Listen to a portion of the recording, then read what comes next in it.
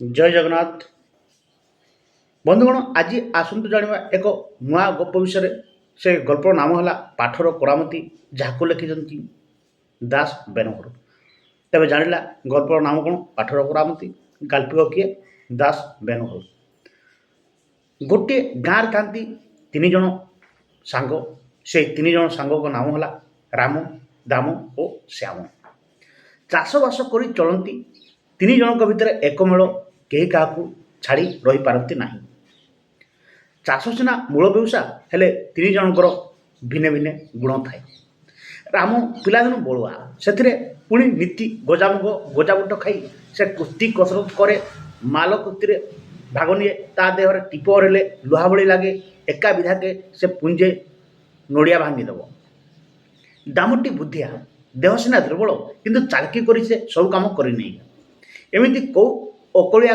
कथा ना जोटा दाम को बलईदेव किए डाल डाले गले दाम पत्रे पत्रे जीवा लोक तापर कौन हो श्यामर कथा श्यामर किंतु पाठरे मन से सब जानू मात्र दरकार न पड़ा जाए पाटी खंडिक दिखंड करना दामर चालाकी कथा जानिले भी से चुप रहे सबुबले पथी पुराण पढ़ापढ़ी तार भारी मन तेणु श्याम को बहुत कथा जड़ा थरे तीन सांग भितर कथा पड़ा राम कहला जोर जार मूल कथा बल नथिले किए केउटी कौन कलानी ना करिवो तेणु मो मतरे बल थिबा मनुष्य सबुठारु बड़ दाम कहला तू कौन सिंह ठेकुआ गप पढ़िनु कि सिंह ठारु बलिया आउ किए अच्छे हेले ठेकुआर बुद्धि जो से पाने पाइला ना नाही अरे बुद्धि होची असल बुद्धि नथिबा मनुष्य जेते जहाँ कले मध्य अल्प करे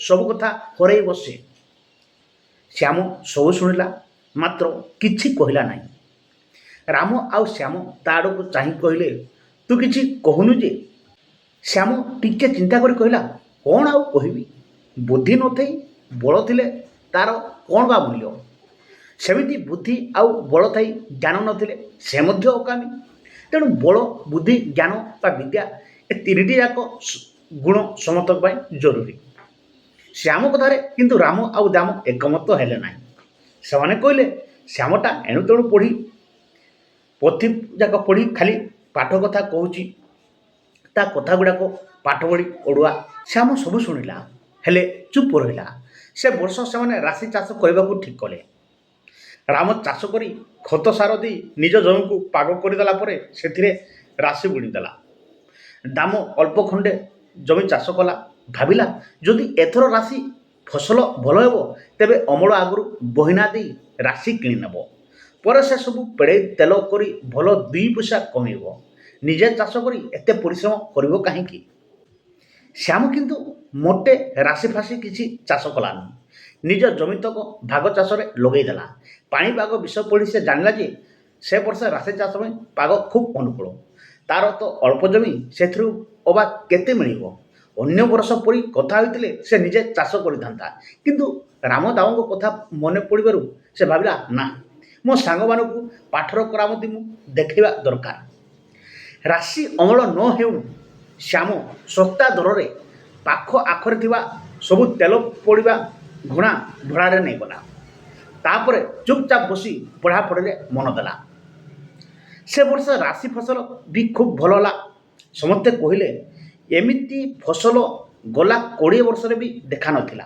फसल अमल परे राम छाती कुंडेमट करी बुलिला दाम सस्तारे गुड़े राशि किणी पकई भाविला से सबुठु बुद्धिया काम करिछि अमल परे एबे राशि को पेड़ी तेल बाहरिबार काम डेरी हेले राशि पुराणा हे फुसरी जीव तेल आलय कमी जीव राम दाम घुणा मालिक मान पाखक चलिले हेले ए कौन राशि पेड़ा भड़ा 5 गुण बढ़ी जाइए समस्ते बाध्य होई 5 गुण पैसा दे राशि पेड़े राशि पेड़ा बाबद श्याम ढेर पैसा लाभ कला दिने राम और द्याम दुई सांग को श्याम निज घर को खाइबा को डाकिला तीनिए खाऊ खाऊ श्याम कहला अच्छा कह तो एसन राशि चाषरु बेसी लाभ कहार है श्याम सब कथा खोली कहला जे से निजे सबुठारु बेसी लाभ पाइछि बोली श्याम सेठू बुझे कहला देख मु काहाकू ठकी पैसा कमई नाही ए वर्ष राशि जहाँ लाभ करी से सब ଗାଁ କୋଠଘର ପାଣ୍ଠିକୁ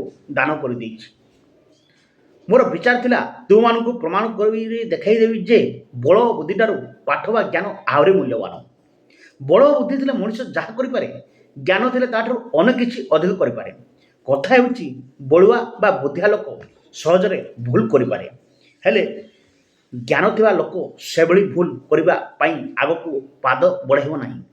କାରଣ ପାଠ ମଣିଷକୁ ବିବେକୀ କରେ। ଶ୍ୟାମ କଥାରେ ରାମ ଓ ଦାମ ଏକମତ ହେଲେ। ତ ବନ୍ଧୁଗଣ, ଏହା ହିଁ ଥିଲା ପାଠର କରାମତିର ଗଳ୍ପ, ଯାହାକୁ ଲେଖିଛନ୍ତି କିଏ? ଦାସ ବେନହୁର। ତ ଗାଳ୍ପିକ ଦାସ ବେନହୁର ଏଠି କ'ଣ କରିବାକୁ ଚାହୁଁଛନ୍ତି? ରାମ ଦାମ ଶ୍ୟାମ ଯେଉଁ ତିନି ଜଣ ସାଙ୍ଗ ଥିଲେ, ଜଣେ ବଳୁଆ ଥିଲା, ଜଣେ ବୁଦ୍ଧିଆ ଥିଲା, ଆଉ ଜଣେ ବହୁତ ଜ୍ଞାନ ଥିଲା। ତ ବଳୁଆ, ବୁଦ୍ଧିଆ ଆଉ ଜ୍ଞାନୀର ତିନି ଜଣଙ୍କ ସମ୍ପର୍କ କ'ଣ କ'ଣ, ଆଉ ତାଙ୍କ ଭିତରେ କ'ଣ ସାମଞ୍ଜସ୍ୟ ବା ତୁଳନା କରିଛନ୍ତି। ତ ଏଠି ଯିଏ ଯାହାର ଜ୍ଞାନ ଥିଲା ତାକୁ ବେଶୀ ଗୁରୁତ୍ୱ ଦେଇଛନ୍ତି। କାରଣ ଜ୍ଞାନ ଥିଲେ ସବୁକିଛି କରିପାରିବ, ବଳକୁ ବୁଦ୍ଧିକୁ ମଧ୍ୟ ପଛରେ ପକାଇ ପାରିବ ବୋଲି କୁହାଯାଇଛି। ତେଣୁକରି ଯଦି ଜ୍ଞାନ ଥିଲେ କ'ଣ ହେବ? ସବୁ କାମ କରିପାରିବ। କିନ୍ତୁ ବଳ ବୁଦ୍ଧି ଥିଲେ ମଣିଷ ଯାହା କରିପାରେ, ଜ୍ଞାନ ଥିଲେ ତାଠାରୁ ଅନେକ କିଛି ଅଧିକ କରିପାରେ। କଥା ହେଉଛି ବଳୁଆ ବା ବୁଦ୍ଧିଆ ଲୋକ ସହଜରେ ଭୁଲ କରିପାରେ, ହେଲେ ଜ୍ଞାନ ଥିବା ଲୋକ ସେଭଳି ଭୁଲ କରିବା ପାଇଁ ଆଗକୁ ପାଦ ବଢ଼ାଇବ ନାହିଁ। କାରଣ ପାଠ କ'ଣ କରେ? ମଣିଷକୁ ବିବେକୀ କରାଏ।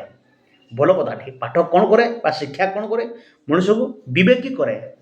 ତା ଭିତରେ ଯେଉଁ ଇଣ୍ଟେଲେକ୍ଚୁଆଲ ମୋରାଲିଟିଟା, ଆଗ ପଛ ଭଲ ମନ୍ଦ ପାପ ପୁଣ୍ୟ ସବୁଟା ଜଣାଇଥାଏ। ଯାହାଦ୍ୱାରା ଶ୍ୟାମ ଯେଉଁ ଚରିତ୍ର ଅଛି, ସେ ଶ୍ୟାମ ଯେଉଁ ଜ୍ଞାନୀ ବ୍ୟକ୍ତି, ସେ ଶେଷରେ ଜିତିଲା ବା ତା କଥା ରହିଲା। ରାମ ଦାମ ତା କଥା ବି ମାନିଲେ। ଏହା ହିଁ ଥିଲା ଗଳ୍ପର ବିଷୟବସ୍ତୁ। ଆଶା କରୁଛି ଏହି ଗଳ୍ପକୁ ଆପଣ ନିଶ୍ଚୟ ଭଲ ଲାଗିଥିବ। ତେଣୁକରି ଭିଡ଼ିଓକୁ ଲାଇକ୍ କରିବେ, ସେୟାର କରିବେ ଏବଂ ଆମ ଚ୍ୟାନେଲକୁ ସବସ୍କ୍ରାଇବ୍ କରିବେ, ବେଲ୍ ନୋଟିଫିକେସନକୁ ଅନ୍ କରିଦେବେ। ଧନ୍ୟବାଦ। ଜୟ ଜଗନ୍ନାଥ, ଜୟ ମା ସମଲେଇ, ଜୟ ମା ଦୁର୍ଗା।